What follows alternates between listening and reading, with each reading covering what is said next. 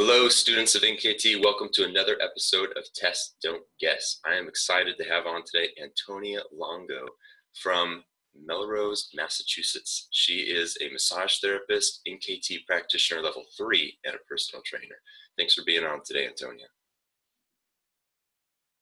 Thank you so much for having me today, Brandon. I really appreciate it. Yeah, of course. Now, get me started into your story here. How did you get into the world of massage and personal training? And what kind of inspired you to do what you're doing today? Yeah, so interesting backstory. Have a colorful past. Okay. So out of high school, I was just bartending. I'd had kind of a rough childhood, teenage years, and didn't really know where I wanted to go in life, what my path was. I was miserable bartending, absolutely hated it. I was into health and wellness at that point. Just trying to resolve some of my own health issues, mostly into the nutritional aspect of health, diet, supplements, stuff like that. So I knew I had to get out of bartending, but I didn't know what I wanted to do.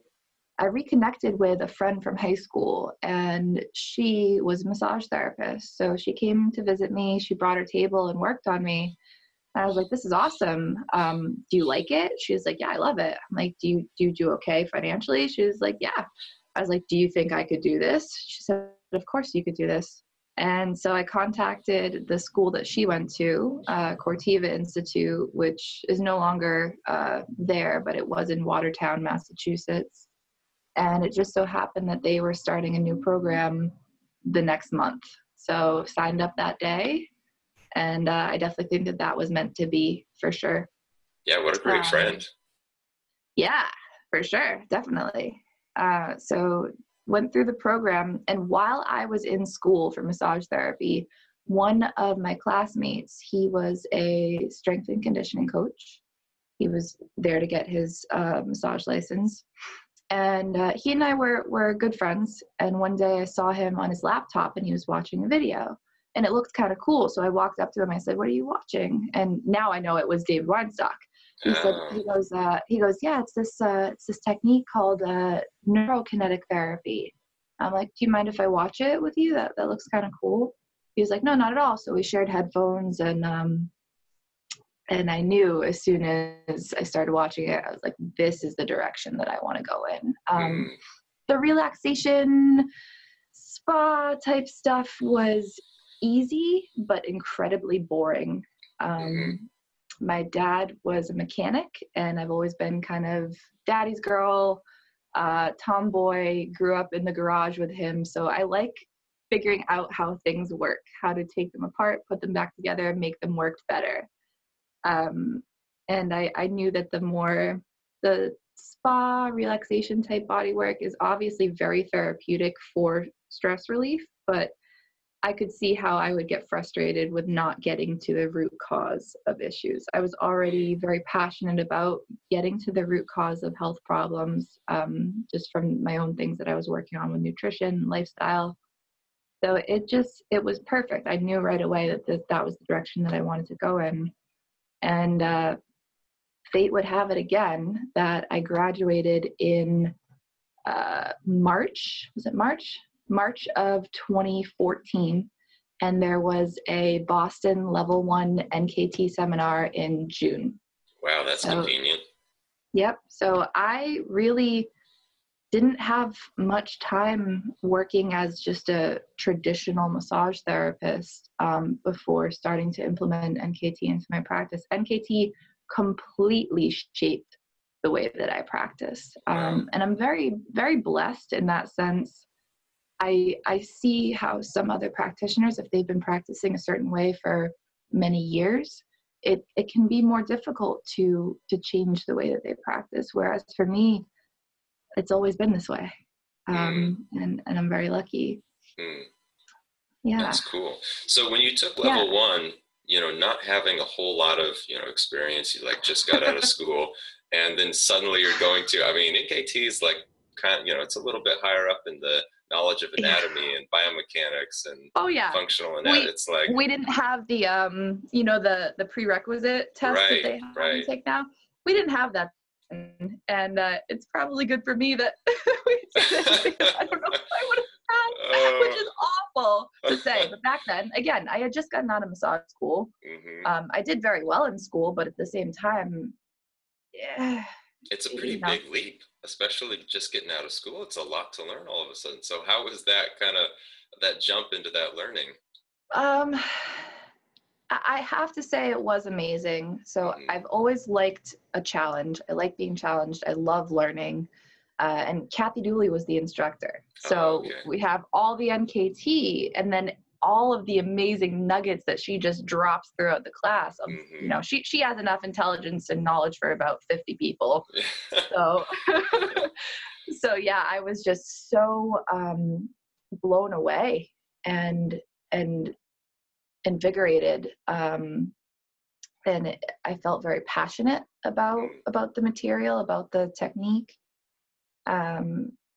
Very challenged, but again, I like a challenge, and I learned very kinesthetically. So learning the muscle tests was actually a better form of learning movement and what muscles do what for me than anything that I learned in massage school. It made me learn it much faster and with a much better level of comprehension by actually, oh, you want to know what this muscle does? Well, do it with your test. Okay. So that worked out really well. Yeah. Yeah. And when you finished with NKT level 1, did you know right away, like, okay, yeah, I'm totally going to make this all about my practice? Or was there moments of, okay, I don't know how to implement this and I've got to like practice it outside? Or how did you integrate it into your work then? Well, you know, I did just dive right in. Of course I struggled. Everybody struggles at first. It was more about communicating to my clients that I already had, because I was working as an employee at that time, and doing, again, more traditional type work, deep tissue, myofascial release. And it was about communicating to my clients why I thought that this would be more therapeutic and beneficial for them than what we had already been doing together. So at first I would stumble over words and kind of make an ass of myself, but then I was able to formulate an elevator speech type thing where I had, you know, a specific way of communicating it to clients. For those who are going through that right now, who are watching this, I would say, take some time to sit down and write out how you would like to introduce NKT to a client. If you have 10 seconds or 30 seconds to try and introduce it to them, memorize that, use that. It's a lot better than fumbling over your words in front of the client and then having them be like, nah, I'm good with that, because you don't even sound like you know what you're talking about. Right. Right, totally. So you took level 1, and then how was it progressing and taking level 2 and level 3? Oh, so this is another thing that they changed that would never fly now. So I did my level 1 in June, and I did my level 2 in July. Oh, 1 month away. Yeah. You know, I just did my best to memorize as many of the tests as possible. We didn't have directional testing as part of the protocol back then either. So it was just about understanding how to find something that's weak in the clear, find something to TL, and then you release what you TL'd, you know, and activate what was weak in the clear. There was no directional testing. So I had the protocol down at that time. I definitely didn't have as many of the muscle tests memorized as I should have for going on to level 2. But I did it because I wasn't about to wait another however long until it came back to Boston. Actually, we've only had 1 level 2 in Boston since then, because we just have a hard time organizing level 2s in Boston for whatever reason. I mean, I could always travel to New York, but I wanted to do it. So I did it. And I actually do think that it worked out okay. Again, it was a lot, but handled it. Got my ass to every study group that there was all over the Vimeos. I was watching Vimeos every night. I was practicing as much as I could. When students come to me at study groups, or if they private message me and they're struggling, I ask them, how much are you studying? Are you watching the Vimeos? Are you going to study groups? if not, you got to. This doesn't, it's hard work, but it's worth it. So put in the effort and it will pay off. Your comprehension will come and you'll get really good results with clients. It will make building a business, building a practice easy. It's fantastic. I'm glad that I went on to level 2, even though it was fast. It gave me framework, which is what level 2 does. Level 1 teaches you protocol and the muscle tests, most of the muscle tests. Level 2 gives you a framework to implement the muscle tests and to give you a little bit more guidance as to where to go when somebody comes in and has a complaint. You can fit it into one of the level 2 or multiple level 2 subgroups, subsystems, and use that to help you figure out where to go from there. Yeah. And okay, so you took level 2 just like a month after, and then how far was it? Did you take level 3 right away, or how long until you took level 3? So I took level 3 in July of the following year. Okay, so like a year later. My level, I took my level 1 in June of 2014. June of 2014, and my level 3 in July of 2015. Okay. And you said that after you did level 2, you already had a study group that you were going to? So you already had like an established study group in the area? Correct. I obviously wasn't the study group leader at that time because I was only level 2. But luckily we did have a study group going already in Boston, and that was huge. And we had a little community of those of us who stayed tight, those of us who took our level 1 and 2 together. And I think that that's important as well for everybody who is in a level 1 class together. Stay in touch, motivate each other, get together with each other, practice, and keep each other in check. You know, if you see somebody slacking, be like, hey, when's the last time you watched a Vimeo? Go watch some Vimeos. Yeah. Study. That's great that you already had a study group. That's super helpful when definitely. people already have established study groups in their area. Yeah, and being around those people, I've made so many new great friends just being in the NKT community. You know, you stick to so many great people, and then they teach you new things, or you go into their office and see how they did NKT, and it's like, oh wait, you do that test like different, and I thought this, and you learn so many interesting things from each other. It's great. Okay. All right. So within just like about a year, you took 1, 2, and 3. I mean, pretty quick. And now going forward into your practice, you know, that it's one of the foundational kind of dominating factors, would you say, of what you're doing in your practice now?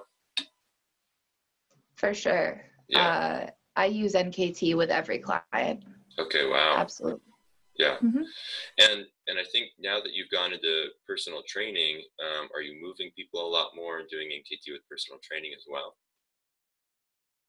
So the main reason that I got my personal training certification was kind of like a CYA. You know, I knew giving people the activation portion of the homework. For me, I wanted to make sure that legally I was able to do that. So getting my personal trainer certification really covered me in that regard. I don't do a whole lot of just plain personal training.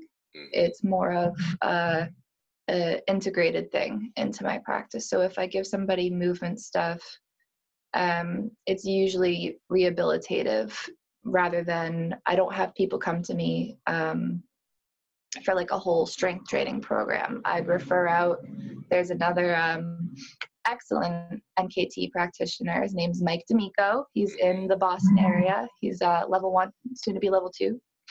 And he is a strength and conditioning coach, personal trainer. So if they're up here on the North Shore, I would refer them to him for that kind of stuff. And if they're on the South Shore, I'd refer them to my girl, Leah Drew, level 3 certified, down in the South Shore of Massachusetts. Okay. All right. So that was kind of your journey through NKT. And then after you learned all that, now coming into your office, you know, you say that you use it with every single client.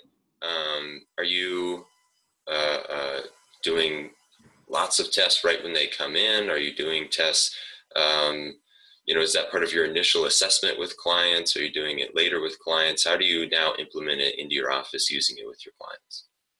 That's a great question. So the first thing that I have a client do when they contact me to book a new client intake is I have them fill out my health history screen. Mm-hmm. So that's the series of questions very in depth into their history. History is crucial, in my opinion, in being able to find the areas that are the root causes of these compensation patterns that we search for in NKT. So I have the written health history that they fill out. They come in, we go over that together, make sure that they didn't leave out any details, which they always do. Mm-hmm. Then we'll usually do some form of movement assessment. So if they have a specific, if they come in, if say it's an athlete that comes in and says, I am having a problem with my squat, I'll watch them squat. If it's only underweight, I'll have them take a video of them at the gym and we'll review that together. Mm-hmm. I always look at gait, always do gait analysis, always do breathing analysis. Oftentimes we'll do single leg stance analysis and any other movement that I think might be beneficial to assess in regards to what they come in with as their main complaint. So do history, do movement assessment, and then we'll do some form of palpation. As a manual therapist, as my main background, palpation is huge for me. And it has been really helpful in identifying where to go with my muscle testing. Mm-hmm. When I do start to apply the muscle testing at that point in the session, I've already explained NKT to the client, and so they know what to expect. And when we use the muscle testing, I always have a theory already of what structures I think are going to be involved as a source of their main complaint. So I don't do this, let's just test everything. Mm-hmm. But guess what? I definitely used to do that. And I look back and I'm just like, oh God, that is so bad. Like, mm-hmm. Let's just test everything.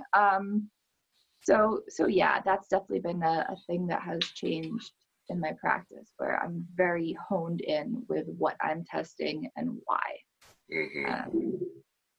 So I do use muscle testing with every client. I do use NKT with every client. But as far as what I'm testing, it's very dependent on all of the other forms of assessment that I use to paint my picture and my theory of where to go with the testing. And so when you do start testing with people, what's kind of the time frame that you have? They come in, you spend this much time talking, this much time doing, your gait analysis, your breathing. And then when you get into NKT, like you said, you don't just go test everything. You try to be kind of laser focused on what you're trying to, assess with them. How would you break down, I'm assuming you have an hour-long session with clients. How would you break down kind of your time frame of each different thing that you do with people? Yeah, so I used to have an intake that was 90 minutes long, mm-hmm. but that was creating some issues with my scheduling because I would have weird half-hour gaps that weren't full. Okay. So I just switched my intake to a 2-hour. So mm-hmm. I have a 2-hour long intake, which leaves me plenty of time to do the more hands-on aspect of session. It probably takes anywhere between 10 and 40 minutes to go through a person's health history screen. Wow, okay. It takes no more than 5 to 10 minutes tops to do movement assessment. Mm-hmm. Maybe a few minutes for palpation. That I can do very briefly, mm-hmm. and they'll get a good assessment out of that. The testing portion of session, it starts out not taking up a whole lot of time because, again, I have very specific things that I'm going after. But as we all know, those of us who have been practicing NKT for a while, there are often layers. And I think that this is important for newer practitioners to note. I see this kind of, people are looking for like a magic bullet, like one pattern to clear that will solve it all. And I just don't think that that's how the nervous system works. Who am I to say how the nervous system works? But from what I have humbly observed in my practice, there are often layers. In order for a person to get to the point where they actually have pain or mobility dysfunction, more often than not, you're going to need to find a few patterns. You find one, clear it. Is their complaint better? No. Keep searching. So I'll probably go through a cycle of find a pattern, clear it, reassess, maybe 2 to 3 times in session. And I never give more than 3 patterns for homework. So that works out well in that regard. Yeah. And then what are your follow-up sessions like? So follow-up sessions are an hour.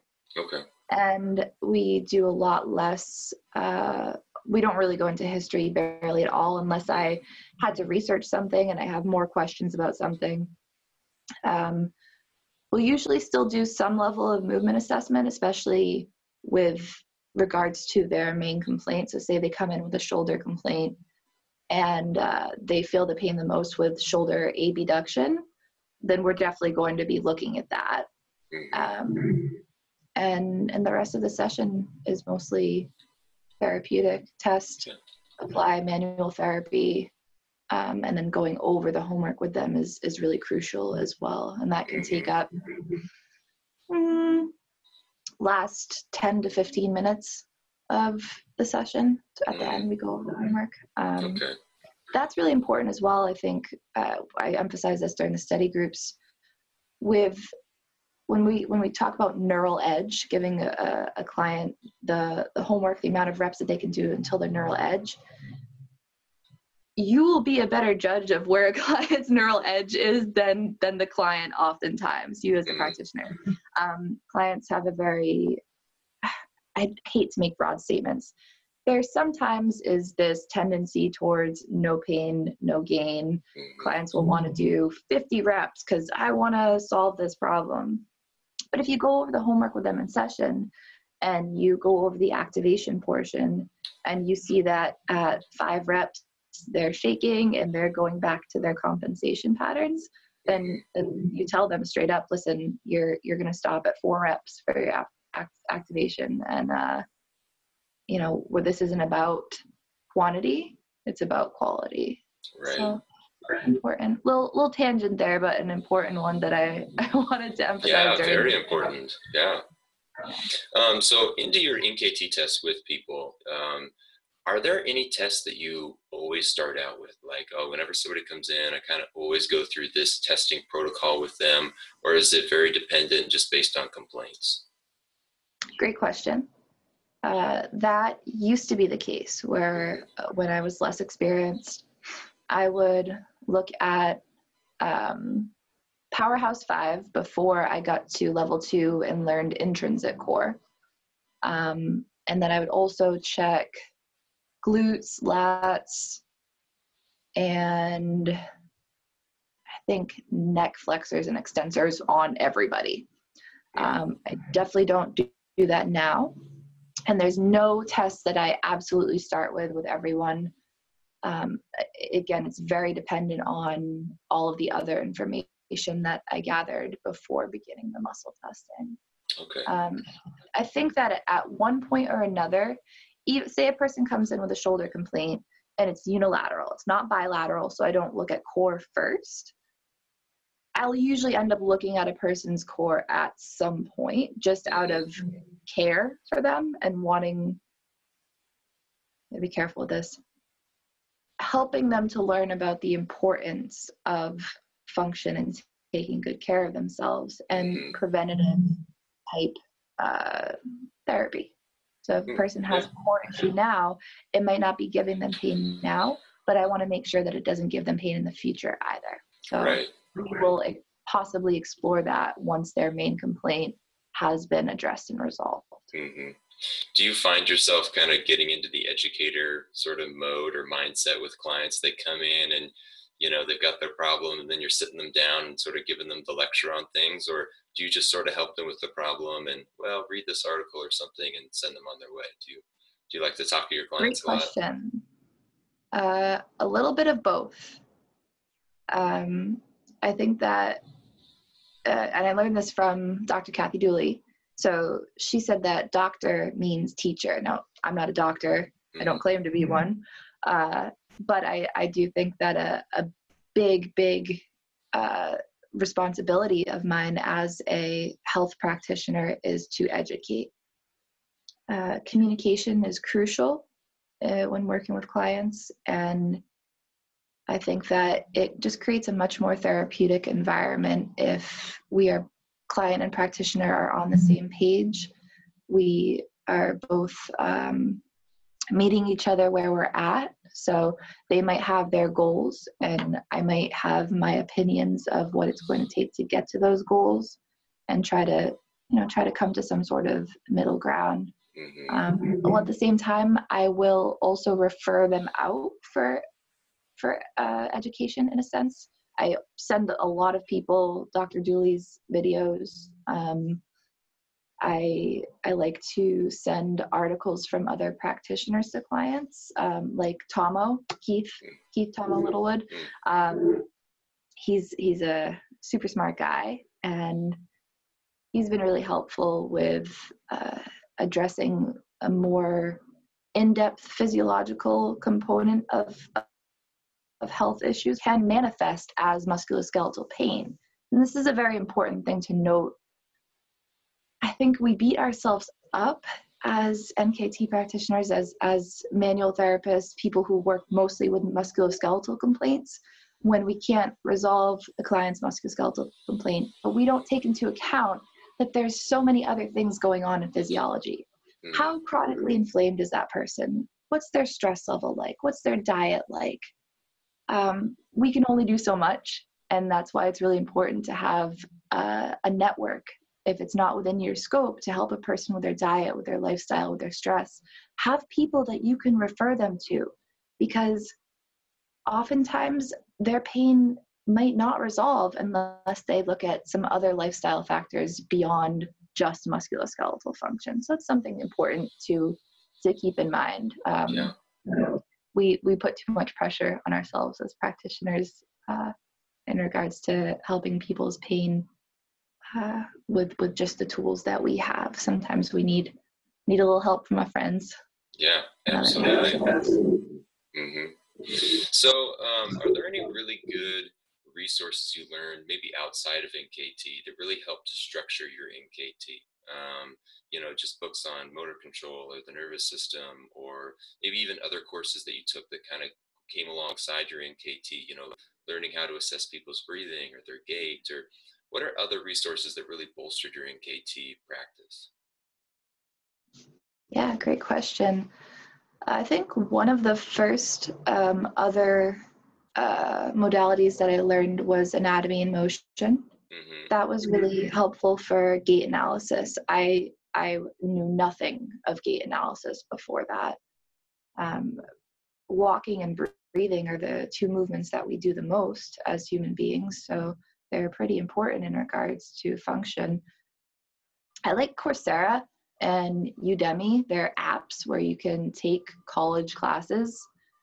So just taking a college anatomy and physiology class or something along those lines. So Coursera, Coursera, and then also Udemy, Udemy. They're both apps where you can take college classes, sometimes at cost, sometimes for free, more often than not for free. And it's a great learning resource. And then I really like, as a learning tool, I got this from Thomas Wells, the website called Quizlet. So it also has an app, so you can have it on your phone. You can make flashcards with this app. Oh, cool. So I'd make flashcards from the slides from class, and I would just be able to use those flashcards while I'm in line waiting at the grocery store, or any time where I have 5-10 minutes to kill. I can be learning on my phone using that app. So I think it's all about taking advantage of technology, awesome technology that we have now, and applying it whenever we can. Yeah, absolutely. Well, Antonia, it's been a really great talking to you. It's been a pleasure. And I just want to give you a last word. If there's anything that's just worth repeating or any kind of last tips of advice that you could give the students of NKT, shoot. Right. So yeah, I think that queuing during testing is one of the biggest issues that I see with level 1 practitioners who are struggling. Go slow, speak slowly, speak clearly, be calm, and make sure that your clients are well aware of what they're going to be doing with their muscle tests before you go and try to perform them. In NKT, we try to be as objective as possible with our muscle testing. If you take, I have to do this, please, everybody listening, take Thomas Wells' integrated muscle testing and palpation class. If you take his class, you will learn the ways to make your muscle testing as objective as possible. It will solve almost all of your NKT problems. But yeah, going back to what I was saying, we want to be as objective as possible with our testing. So confusion throws a monkey wrench into testing. If a client is confused about what they're supposed to be doing, it could come up as weakness in the test. It might not be that that muscle has a poor connection to the nervous system. It might be that their nervous system has a bunch of question marks going on at that moment. So be clear, be concise, communicate with your clients, listen to them, be 100% fully present. Trust your intuition. I work very heavily based off of intuition. When I get into moments where I'm like, I don't know where to go, take a step back, take a few breaths, guide your client through some deep breathing, guide yourself through some deep breathing, and trust your intuition. And those are probably the best tips that I can leave all the practitioners here with. Also, just final thing, don't give up. If you're struggling, don't give up. Fucking just do it. Drop an F-bomb in there somewhere. Don't give up. Just move on to the next level. Put in the hard work. Work your little ass off, and it will benefit you. It will pay off in the long run. I promise you that. Absolutely. Well, great words of wisdom. Thanks for sharing. Again, it's just been a pleasure. It's been an honor to speak to you. Thanks for being here today. Likewise. Thank you so much for the opportunity. I really appreciate it.